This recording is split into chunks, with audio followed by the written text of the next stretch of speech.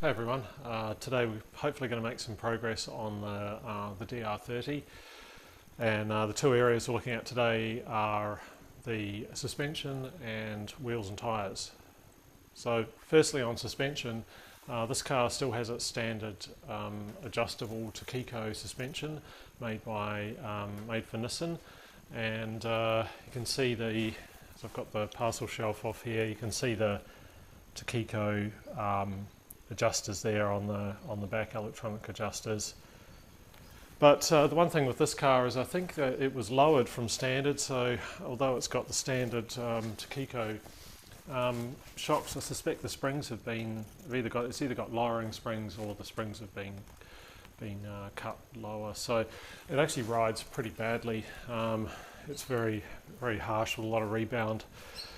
So I've been looking for suspension options for this, and what I've come up with is coilover suspension from Genesis in Japan, and here's the coilovers that I've sourced from Japan.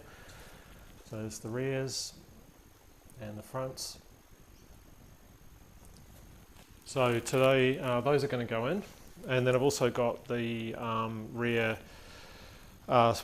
tower brace, which will go on once the coilovers are in the back. I couldn't actually get that on initially because the adjusters for the suspension are in the way, so that'll go on next. So yeah, hopefully get that in today. Car's sort of half jacked up at the moment. I've just been testing out the second part of what's happening today, which is all about wheels and tyres.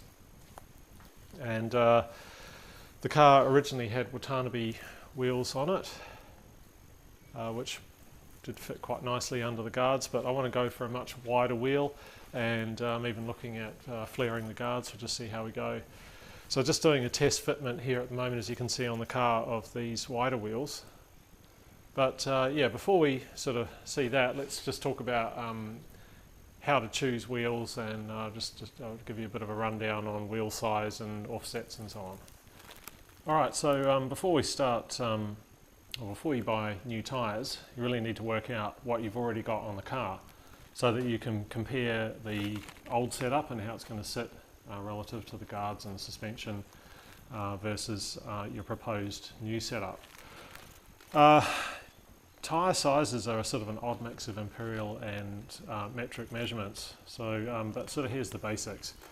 So the diameter of the rim itself is measured in inches, and you can generally tell what that is based on the tyre itself. So this tyre here is a 205/60 R15, and the 15 on the end there tells you that this is a 15-inch diameter wheel. Now the width of the wheel, or the width of the tyre, or the width of the wheel and the tyre, this is where things get odd. Tyres are usually measured with their width in millimeters, and the width of the wheel itself, the rim here, is measured in inches. So I don't know how that came about, but it makes things a bit confusing. So you really, when you're looking at new tyres, you want to fairly much match the tyre width to the rim width, and get them pretty close.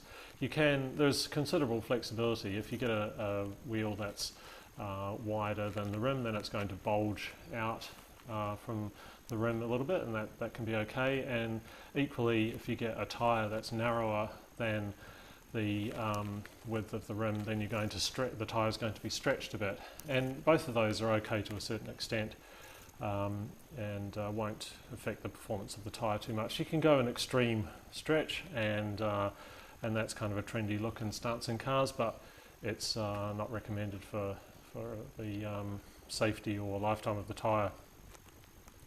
In my case, I just want to put a wider tyres on the car, and especially wider rims, because I want a nice big dish on the rim. Now this is the original rim that was on the car, and you can see how there's really it's a fairly narrow wheel, and there's no sort of lip here. I want to get basically a similar style wheel with a much wider lip. So what else do we need to know? We need to know the width of the wheel. and generally you'll find that printed on the inside of the wheel. So on the inside here is all the information we need. Even this old one here, I can still read the writing. It says that it's a 15 6.5J, so it's a 15-inch diameter wheel, and it's 6.5 inches wide. The next number here is pretty critical. We need to know this. This is the offset here of plus 14.5. I'll explain what that means in a minute. The next critical thing you need to know is your bolt pattern and your pitch circle diameter. So PCD, we just zoom in here. PCD 114.3 is your pitch circle diameter, and that is to do with how far apart these the bolts are. And of course you need to know how many bolts you've got. So 4 or 5 is obviously the most common. So old school Japanese cars will have a 4-bolt pattern, and Nissan cars commonly use a pitch circle diameter of 114.3. Okay, so we've talked about the rim diameter and the width of the rim, which are both measured in inches, and that confusingly tyre widths are in millimetres. The other aspect with the tyre is the profile of the tyre. So this tyre here, for example, is 205 millimetres wide, and the 60 indicates that 60% of that is the height of the tyre this way. So the lower this number, the lower profile tyre, as in the lower the ratio is of the height of the tyre to the width of the tyre. So this number is not an absolute number, it's not a number of millimetres, it's a percentage. So the wider the tyre goes, the higher the sidewall for the same percentage, of course. So I've got here two interesting examples, if you like. This is the old wheel that's on the car now, and this is the new wheel that's going on the car. They're both 205 width. The old one is a 60 profile, and the new one is a 50 profile. So you can clearly see that this is a lower profile tyre compared to this one. So for the same width, we've got a lower profile. Now, so on the wheels, the last thing that we need to worry about is what's called the offset. So this is the old wheel, this is the new wheel that's going on the car, and the offset refers to where the wheel bolts up relative to the centre of the rim. So this bolt up area here, it could be anywhere from being close to the outside of the wheel to like this one, where it's much further inset towards the centre of the wheel. So that's called the offset, is where the position of this. And this obviously determines where the wheel sits compared to the suspension strut on the inside versus the guard on the outside. So if the offset is high, then this part here is closer to the outside of the rim, and the wheel is pushed back towards the suspension strut. So that's like this case here has a reasonably high offset. The face of where it bolts up here is close to the outside, so it pushes the wheel in towards the strut. So a lower offset, say 0 or negative number offset, like this wheel, has that pushed back further, and it means that more of the wheel and tyre is on the outside of the car, and it's going to more likely impinge on the guard rather than the inside. So for my setup, I've gone for a wider rim to get this deep dish, and a lower offset, meaning that the rim is coming out from the car more. It's going to require that the guards are rolled or flared to fit on. So once you've got all the dimensions from your old setup, the next thing is to look at the types of wheels that you want to put on the car. And for me, I wanted something that looked similar to my Watanabe wheels, but that were wider and had a nice, big fat lip on them. So I looked around and found rotor wheels. The rotor RBX wheel, for example, has exactly the look I'm after, and the RBX is the extra wide lip, and the RBR is the just the normal size lip. So once you've found wheels, you can look up on the manufacturer website what sizes of wheels are available, and including things like the offsets that you can get, as well as the wheel width.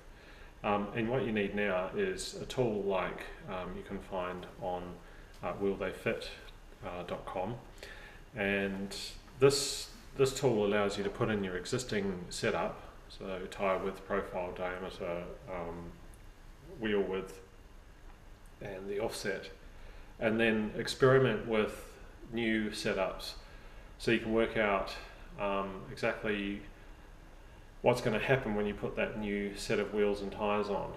And the key things you're looking at are how much the new setup will intrude on the suspension strut on the inside, and how much it will poke out towards the guard, and also how different the total radius of the tyre is.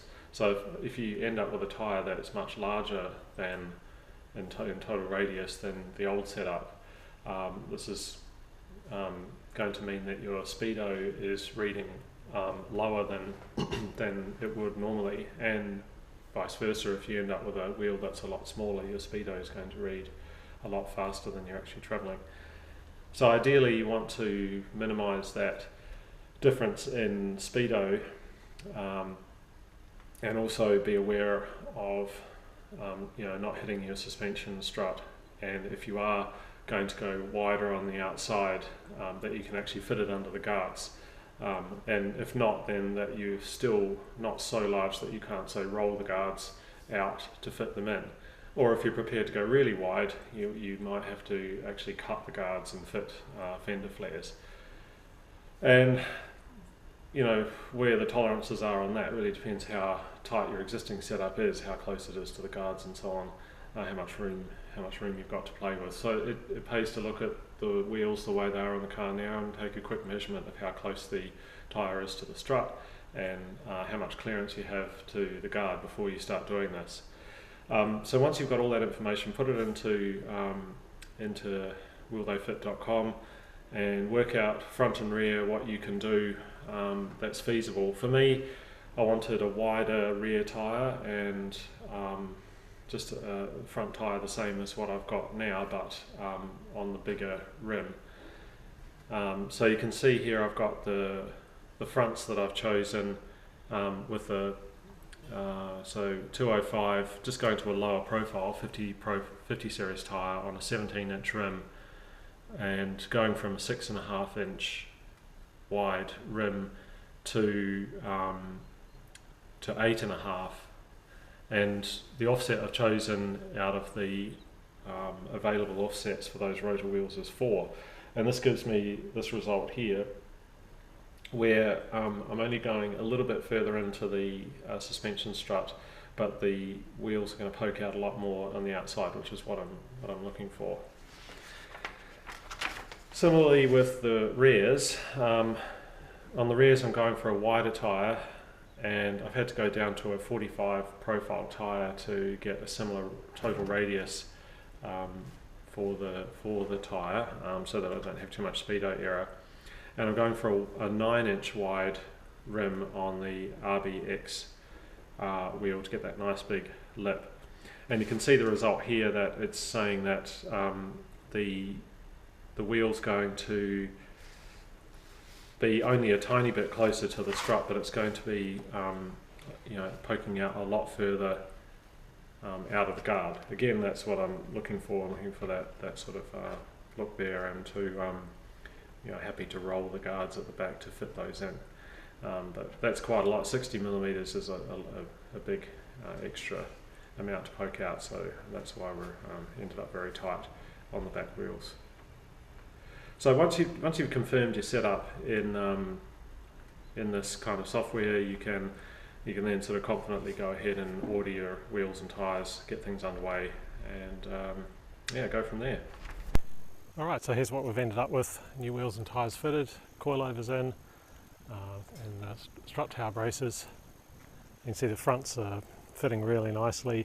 We've just have done a roll on the guard here to make sure that there's no issues there. Set the height, that looks really good.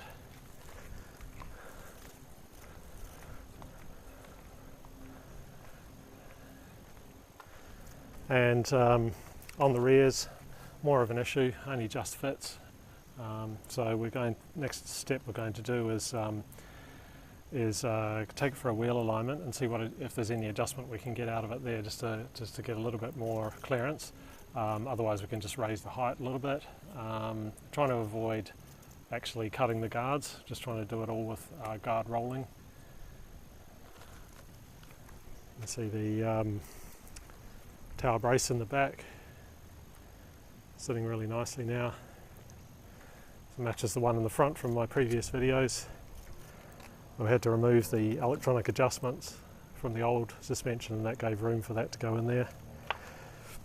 This is the passenger side, and this is even tighter again, and the reason we couldn't get this one quite as flared as the other side is that this is a longer panel, hasn't got the reinforcing of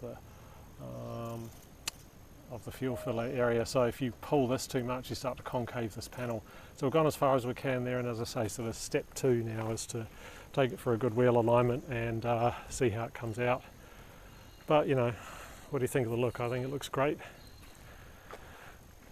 It's a similar style to the Watanabe wheels that I had on there, which were 15s. These are now 17s, and I think they look really nice with the big dish on them.